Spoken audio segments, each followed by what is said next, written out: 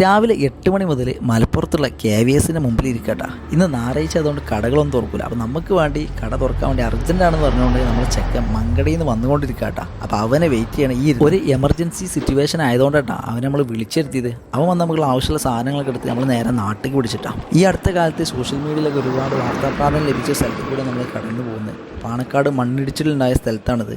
ഒരു ഭയാനകമായിട്ടുള്ളൊരു കാഴ്ചയാണ്. ഈ കുന്നിൻ്റെ മുകളിൽ നിന്ന് മണ്ണും പാറക്കല്ലും എല്ലാം കൂടി താഴെയിട്ട് വന്ന് പതിച്ചതാട്ടാ. ദൈവത്തിൻ്റെ അനുഗ്രഹത്താൽ ഇവിടെ അപകടമൊന്നും ഉണ്ടായിട്ടില്ല. മലപ്പുറത്തു നിന്നുള്ള നമ്മളെ യാത്ര അവസാനിക്കാൻ പോകട്ടെ. ഇന്നലെ രാത്രി 10 മണിക്ക് തുടങ്ങിയ വർക്കാട്ടാ. രാത്രി എടുക്കാനുള്ള കാരണം ഇവിടെ 3 കൂടി ജംഗ്ഷൻ ആയതുകൊണ്ട് വലിയ വണ്ടികൾ വന്നാൽ ബുദ്ധിമുട്ടാവും. നമ്മൾ ആദ്യം ഇവിടെ പൈപ്പ് പൊട്ടിയതാച്ചിട്ടാണ് നമ്മൾ വർക്ക് തുടങ്ങിയത്. എന്നാൽ അതിൻ്റെ അടുത്ത് തന്നെ ഷാഡിലും ഉണ്ടായിരുന്നു. ഷാഡിലും കംപ്ലയിൻ്റ് ഇല്ല, പക്ഷേ നമ്മൾ പൈപ്പ് കട്ട് ചെയ്യുന്ന സമയത്ത് CD ജോയിൻ്റ് ഇനി രണ്ടാമത് കൊടുക്കാൻ നമുക്ക് ബുദ്ധിമുട്ടാവും. അപ്പോൾ നമുക്ക് ഷാഡിൽ മാറ്റേണ്ട ആവശ്യം വന്ന്.